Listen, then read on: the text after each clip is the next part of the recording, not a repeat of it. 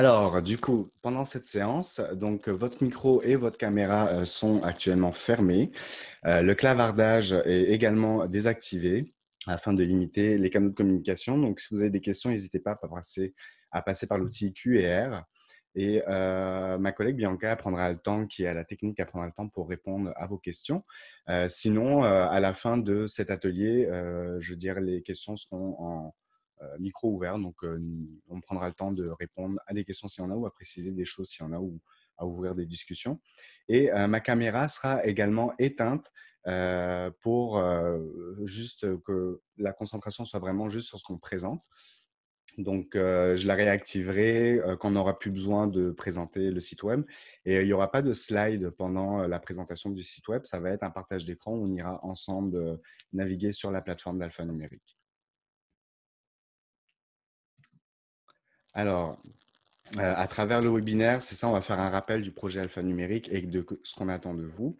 Ensuite, je vous présenterai les 2 espaces de notre site web, parce que je vous le précise tout de suite, c'est séparé en 2 parties, donc l'espace professionnel et l'espace public.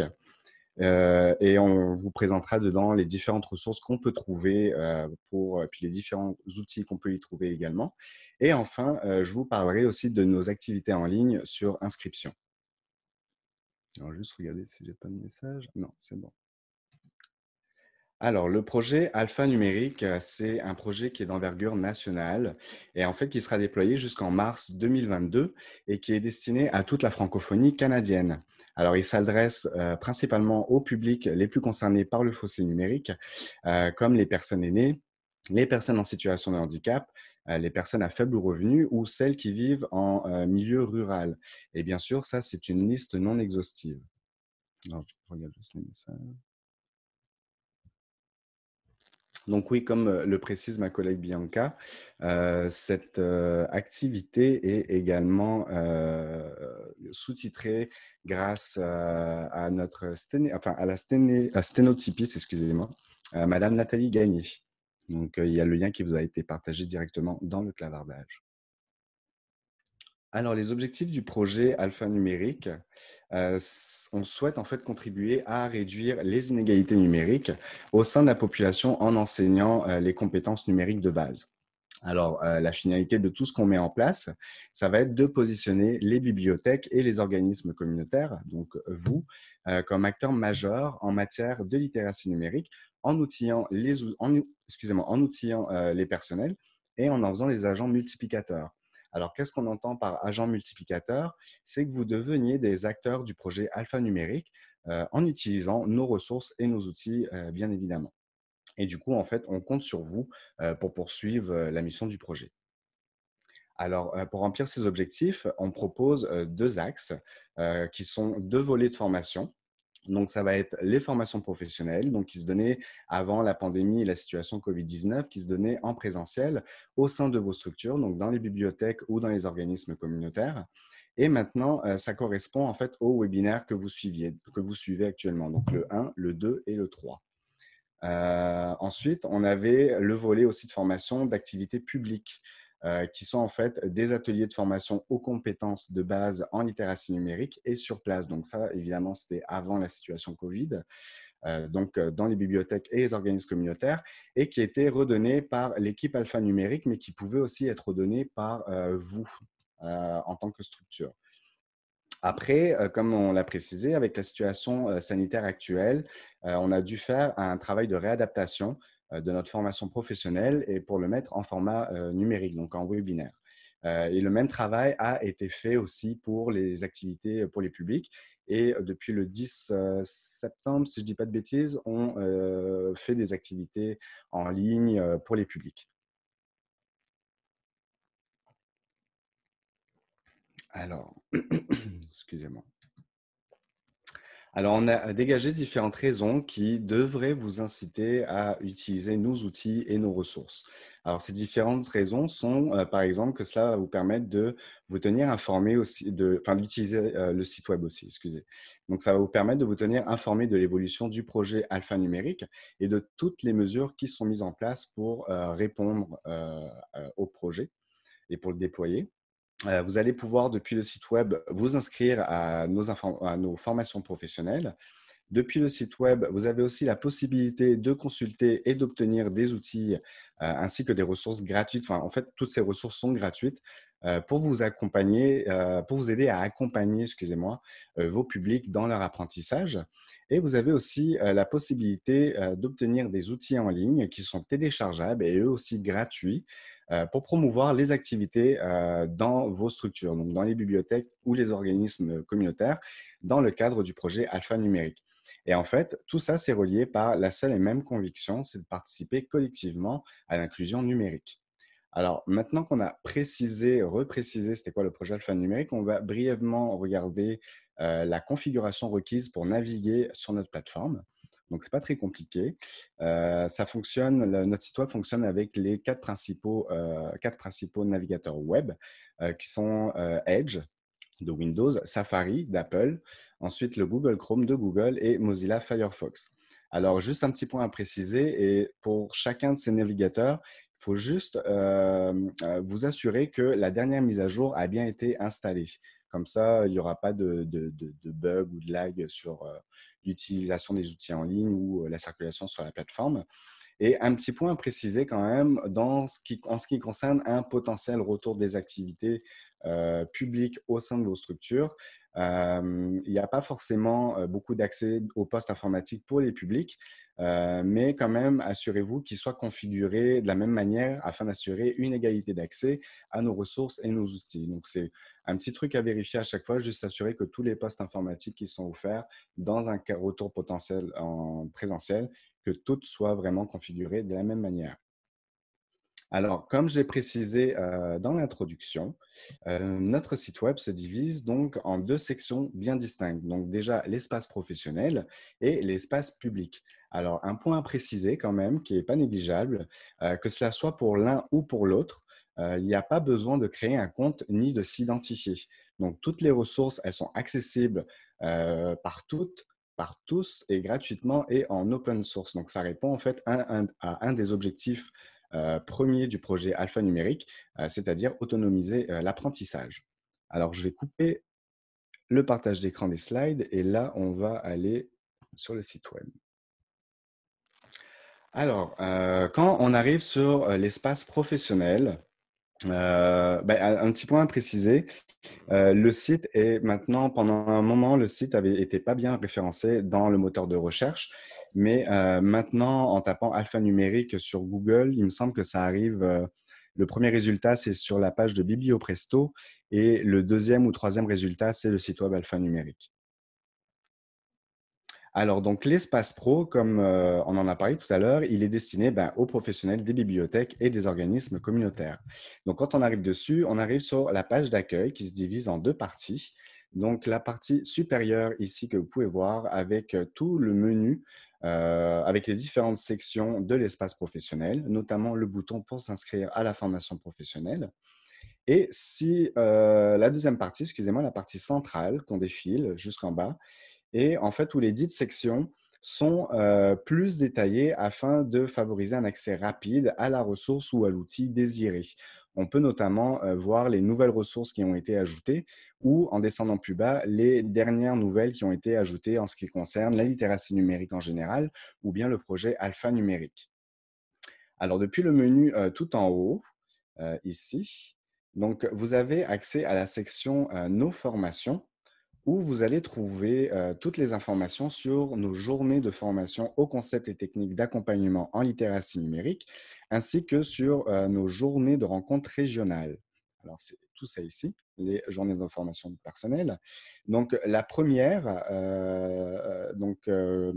la journée de formation aux concepts techniques et d'accompagnement en littératie numérique, c'est une introduction à la littératie numérique, à ses enjeux et ses composantes et les différentes pistes de réflexion sur le sujet. Et la seconde, les journées de rencontres régionales, en fait, c'est un moyen de favoriser la circulation des pratiques entre les différents acteurs de la communauté afin de bonifier localement la démarche d'inclusion numérique proposée par le projet. Donc, en fait, pour cette deuxième partie, ça prend la forme, par exemple, des collations numériques ou des tables rondes numériques qu'on a mis en place avec la situation pandémie. Après, c'est sûr que ça aurait été en présentiel. Il n'y aurait pas eu de pandémie, ça aurait été en présentiel en tout cas. D'ailleurs, je vous invite, il me semble que la prochaine collation numérique, ça va être le 22 octobre. Donc, je peux laisser ma collègue Bianca vous transmettre dans le clavardage les informations liées à cette collation numérique en spécifique. Alors, dans un souci d'équité, alors je pense que justement, elle vient de le faire. Ben oui, c'est ça. Merci beaucoup, Bianca. Alors, dans un souci d'équité, d'accès à nos ressources et à nos outils, vous trouverez à droite, ici, le petit bouton de réglage de contraste élevé. Donc cela, ça va vous permettre en fait d'augmenter ou de diminuer les contrastes de la page web affichée. Donc toujours dans un souci d'accès. Et bien sûr, le bouton vous suivra partout sur notre plateforme. Donc vous pourrez l'ajuster à n'importe quel moment. Donc vous voyez, là, je descends, puis il est toujours là. Alors, en défilant en bas de la page, comme là je viens de le faire, on était ici, là j'ai défilé un petit peu plus bas, on arrive sur cette section. Alors, depuis cette section, vous avez accès à deux boutons qui vous permettent de basculer directement de l'espace professionnel vers les ressources de l'espace public. Donc, si vous cliquez sur Trouver un lieu de formation, vous allez être dirigé directement sur l'espace public, sur les différentes activités qui ont été proposées. Bah là, du coup, c'est juste des activités en ligne par Zoom. Et si, excusez-moi, il y a ma barre de menu qui me dérange. Et si vous cliquez sur Se former en ligne, vous allez arriver sur les différentes ressources pour les apprenants, pour vos publics ou même pour vous-même. Et en fait, c'est pour ça qu'on met ces deux boutons accessibles depuis l'espace professionnel. C'est qu'on estime en fait que pour enrichir l'offre d'accompagnement numérique offert par vos structures, ben, les formateurs et les formatrices, ils se doivent de perfectionner leurs propres compétences numériques. Et tout ça, ben, bien sûr, pour pouvoir en fait répondre au mieux et le plus efficacement possible aux besoins de vos apprenants.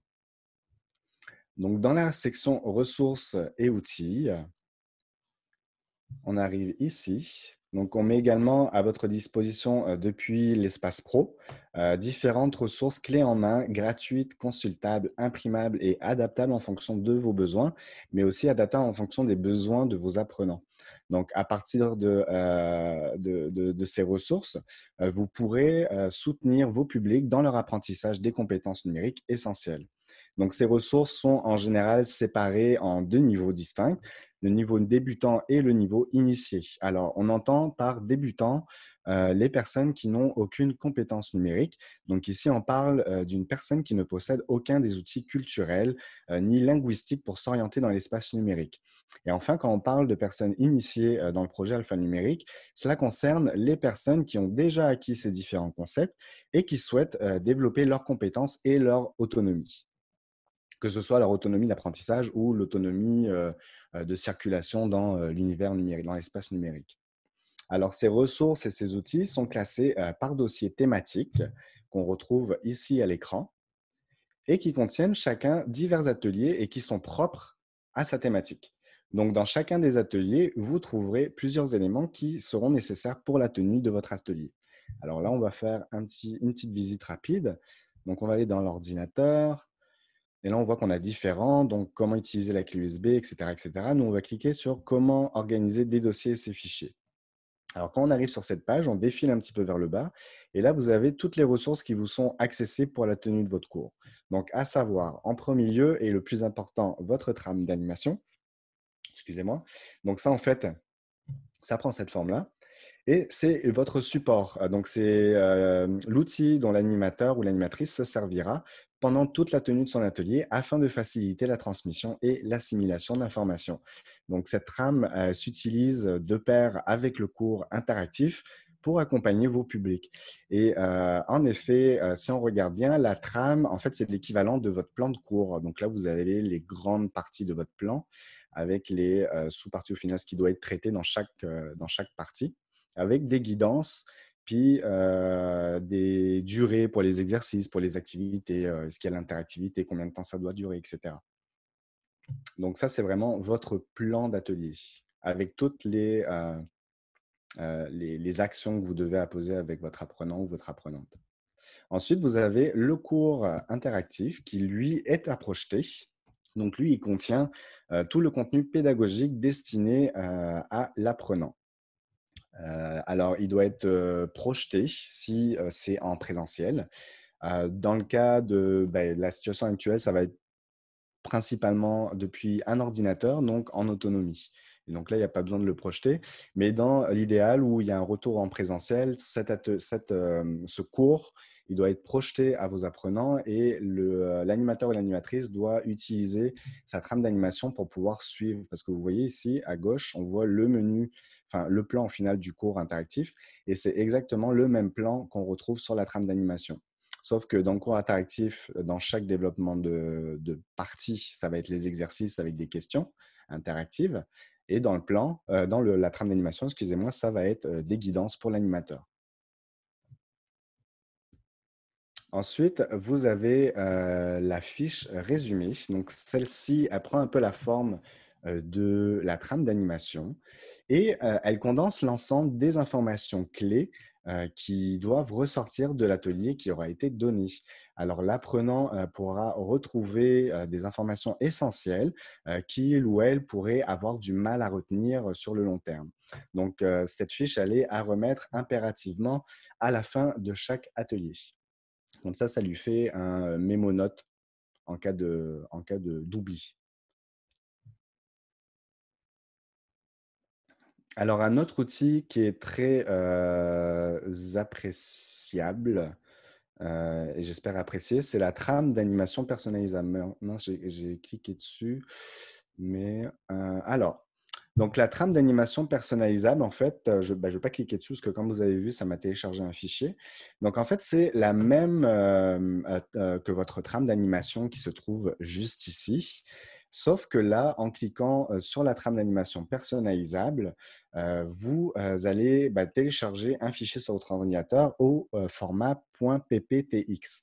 Alors, ce document, c'est donc un document qui est modifiable, soit dans le logiciel PowerPoint si vous l'avez, ou si vous ne l'avez pas, eh bien, utilisez l'application Google Présentation de Google qui est gratuite. Pour ça, il suffit juste de se créer un compte Google. Et vous pourrez comme modifier les éléments et l'adapter en fonction des besoins, de vos besoins et en fonction des besoins de vos apprenants. Et peut-être prendre une trame, puis au lieu de la faire en un atelier, de la faire en 2 fois ou peut-être en 3 fois, tout dépendamment de vos besoins. Alors, si à un moment donné, pendant votre exploration des dossiers thématiques, vous vous retrouvez avec un dossier vide, on va retourner dans les ressources. Alors, si vous vous retrouvez face à un dossier vide, il n'y a pas de panique, on est constamment en conception et du coup, divers contenus sont téléversés au fur et à mesure, donc ne vous inquiétez pas. Alors, il y a quand même deux thématiques qui sortent du lot ici, ça va être animer un atelier et outils promotionnels. Et c'est spécifique à l'espace professionnel. Donc, dans animer un atelier, dans ce dossier, ça va nous permettre en fait de regrouper différentes ressources et différents guides pour vous aider dans l'animation d'un atelier avec le public. Alors, oui, parce que ça nous paraît en fait essentiel que le personnel des bibliothèques et des organismes communautaires organise lui-même des activités dans son milieu. Et du coup, ces ressources, ça vous seront très pratiques quand vous pourrez à nouveau refaire des activités de formation avec vos publics. Et il me semble qu'il y a un webinaire qui a été donné pour explorer ces différentes possibilités. C'était au mois d'octobre, mais je ne sais pas s'il va être redonné. Mais n'hésitez pas à demander des informations à ce sujet à info@alphanumérique.ca. On sera un plaisir de vous répondre. Alors, dans le dossier, ensuite, l'autre dossier intriguant, c'est outils promotionnels. Alors, dans ce dossier, ça contient diverses ressources pour vous aider à faire la promotion des ateliers alphanumériques au sein de vos structures. Alors, vous pourrez y trouver une trousse, notamment de communication, à utiliser pour la promotion des activités en ligne programmées pour cet automne, mais aussi des documents vous permettant de mettre en place une stratégie de communication des activités alphanumériques programmées dans vos milieux. Donc, en fait, en clair, ce dossier vous donne accès à des communiqués de presse qui sont personnalisables ou non, à des textes pour les médias sociaux, à la description des activités proposées par Alphanumérique également. Et il vous donne aussi accès au plan et au calendrier d'action, ainsi qu'à différents visuels téléchargeables, que cela soit des affiches à imprimer ou des bannières web, par exemple. Donc, pour y avoir accès, se contenter de cliquer sur l'outil désiré et il sera par la suite automatiquement téléchargé sur votre ordinateur. Si vous voulez, on peut faire un petit essai. Donc là, on va dans trousse de communication ou même, encore mieux, trousse de communication activité automne. Et là, vous avez en texte communiqué personnalisable, résumé du projet, etc. Et faites juste cliquer dessus, ça va télécharger le fichier comme tout à l'heure. Une autre section sur l'espace professionnel, donc c'est la section activité en ligne. Excusez-moi, je bois un peu d'eau. Alors, excusez-moi, dans cette section, vous allez retrouver toute l'information nécessaire pour faire la promotion de nos activités en ligne de cet automne. Donc, vous allez trouver des informations sur la formule, le format et le type de diffusion qui ont été choisis, sur les thématiques qui sont abordées et les intitulés des ateliers. Puis, dans cette section, vous allez aussi également avoir accès à une trousse de communication qui se trouve juste ici. Donc là, vous avez le descriptif des ateliers et trousse de communication, elle est juste là. Donc, pour faire la promotion de nos activités en ligne et en défilant tout en bas, vous avez le calendrier ainsi que les liens Zoom des ateliers. Donc, ça a commencé le 10 septembre dernier et ça finira aux alentours du 11 décembre. Ouais, le 11 décembre, c'est ça. Avec tous les liens qui sont ici, donc vous pouvez y avoir accès depuis là. Alors, ça, c'est ce qui conclut la présentation de l'espace professionnel. Là, je vais maintenant passer à l'espace public et je vous précise tout de suite que je ne prendrai pas autant de temps parce que ben, la même logique, elle est appliquée que pour l'espace pro. Alors, pour aller dans l'espace, pour switcher d'un espace à l'autre, on fait juste cliquer sur le bouton en haut à droite, visiter espace pro, on arrive sur l'espace pro, visiter espace public, on switch. Alors, dans cet espace, vos publics et vous-même ont accès à des ressources en ligne pour de l'auto-formation. Alors, il est possible d'accéder aussi à un localisateur de formation pour savoir dans quelle bibliothèque ou quel organisme communautaire on peut retrouver tel ou tel type d'activité. Mais bon, là, en ce moment, avec la situation actuelle, c'est caduque, ça ne sert à rien.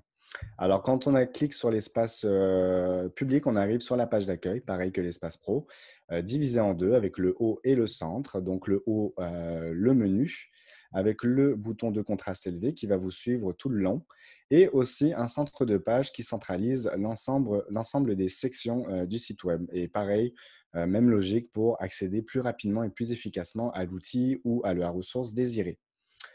Donc ensuite, l'équivalent de ressources et outils sur l'espace public, ça va être la section se former en ligne ou sur place. Donc là, on va visiter les deux espaces. Donc, se former en ligne.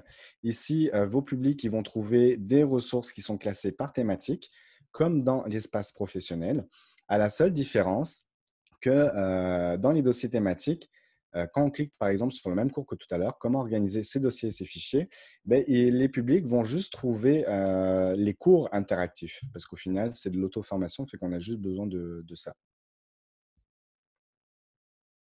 On peut remarquer qu'il y a aussi deux thématiques qui sont absentes, qui ne sont pas nécessaires aux apprenants, c'est animer un atelier et les outils promotionnels.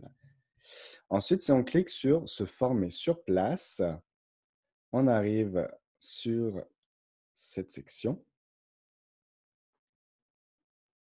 Alors, dans un monde pré-pandémie, c'est sûr que l'objectif, c'était de proposer des ateliers publics en présentiel. Dans la réalité, ben, on a dû faire le même gros travail de réadaptation au format numérique qu'on a dû faire avec les formations professionnelles. Donc, comme je vous ai dit tout à l'heure, depuis le 10 septembre, on a commencé à diffuser une série de 11 ateliers en ligne. Alors, ça prend la forme de différents ateliers préenregistrés et qui sont diffusés sur Zoom et sur la page Facebook de Biblio Presto. Alors, durant ces ateliers, il y a un animateur ou une animatrice qui est présent tout le long. Donc, au début, déjà, surtout au début et à la fin, en direct, pour présenter le projet, présenter l'atelier, et à la fin, pour prendre les questions. Et entre, c'est une vidéo qui est préenregistrée, en fait, de l'activité qui est diffusée. Alors, un petit point à préciser, les vidéos qui sont préenregistrées et diffusées, elles seront également, dans un futur proche, accessibles en visionnage seul depuis le site web alphanumérique.ca, mais je ne pourrais pas dire encore à partir de quand.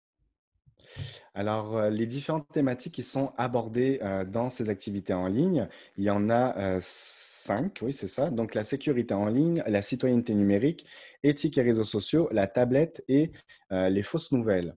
Alors, pour la première, la sécurité en ligne, il y a deux ateliers qui sont faits. Donc, ces ateliers permettent aux participants de comprendre comment identifier les courriels frauduleux et les contrefaçons de sites web et comment garder le contrôle sur ces données personnelles. Dans la thématique citoyenneté numérique, là aussi, il y a deux ateliers qui sont prévus. Ici, les participants, ils vont comprendre en fait que le phénomène du cyberharcèlement, enfin, c'est quoi le phénomène du cyberharcèlement et ses ramifications, ainsi que quelles sont les lois et les recours qui sont à leur disposition. Et dans le deuxième atelier, on va explorer avec eux les conditions générales d'utilisation et comment en fait les réseaux sociaux traitent le contenu qu'on publie, qu'on partage, qu'on aime, etc. En prenant l'exemple de Facebook. Sur éthique et réseaux sociaux, encore là, deux ateliers. Ici, les participants, ils vont comprendre comment les algorithmes fonctionnent et ça va leur permettre d'identifier leurs effets sur le contenu qu'ils voient sur les réseaux sociaux ou sur Internet en général. Donc, ils les invitent aussi,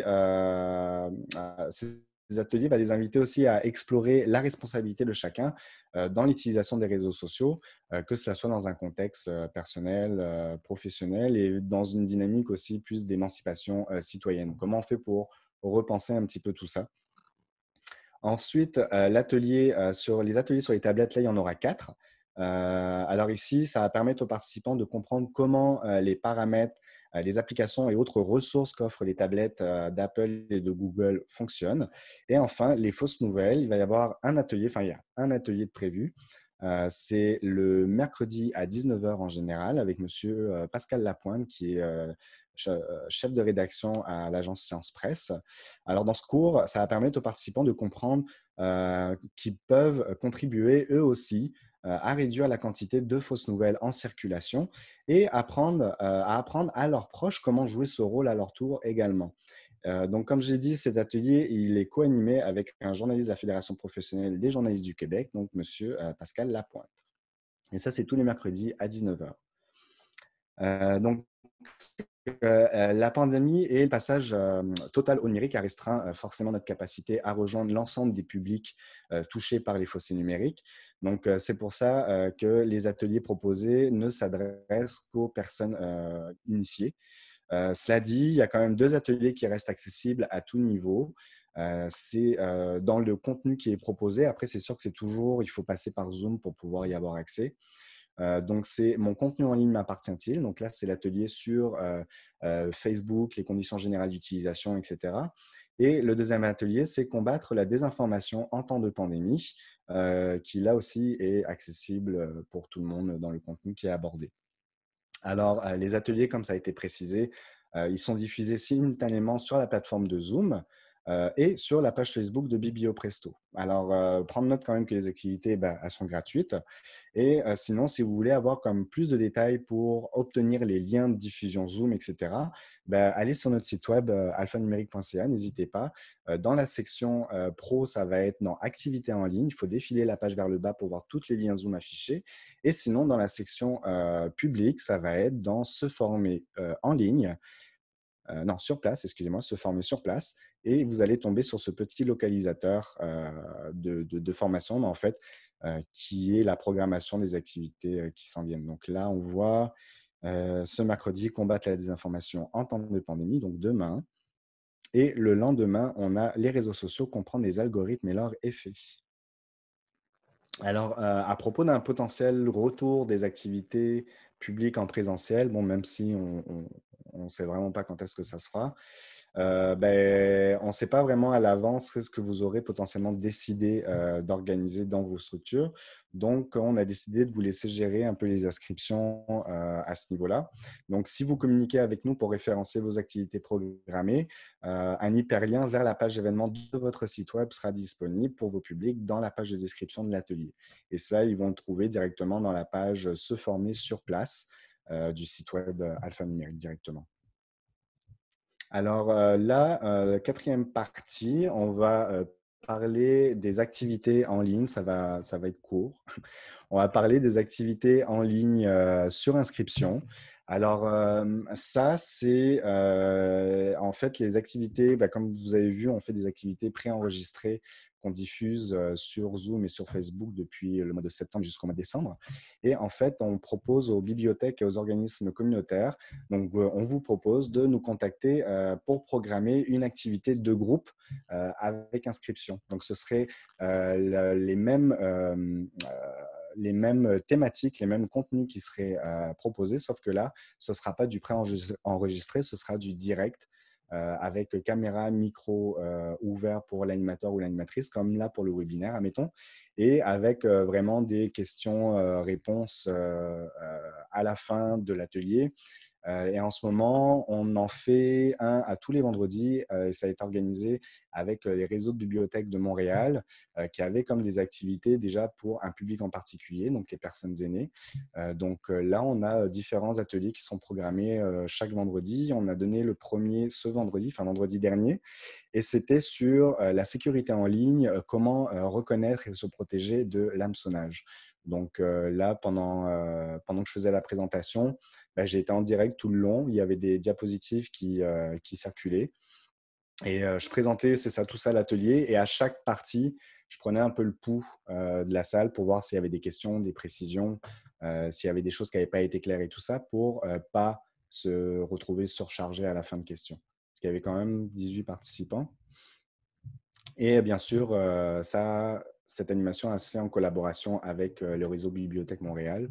Donc là, à ce moment-là, on avait Madame Stéphanie Brazo qui était en backup avec nous pour l'animation, pour si jamais il fallait aider certains participants qui auraient eu de la misère potentiellement. Donc, c'est pas mal ça, en fait, pour la présentation de nos outils et du site web. Donc là, c'est sûr qu'avec la situation actuelle, ça complique un petit peu toutes les choses. Mais vraiment, si vous voulez joindre vos publics, ou en tout cas essayer de joindre certains de vos publics en ce moment, c'est en ligne et de toute façon, il n'y a pas vraiment d'autres possibilités. Donc n'hésitez pas, contactez-nous pour organiser des activités de groupe avec inscription. Et ça nous fera plaisir de pouvoir faire ça. Alors, je vais arrêter mon partage d'écran. Donc, s'il y a des questions ou des précisions à apporter, ben, on est dans cette phase-là en ce moment, donc n'hésitez pas.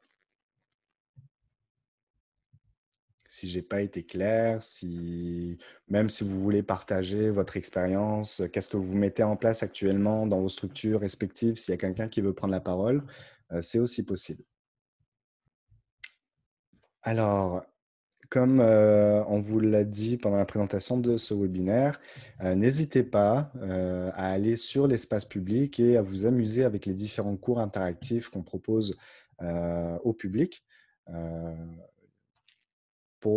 ne serait-ce que pour increase vos, enfin, comme, oui, bah, c'est ça, increase vos compétences numériques et aussi un peu pour voir c'est quoi le contenu qui est proposé à vos apprenants, à vos publics.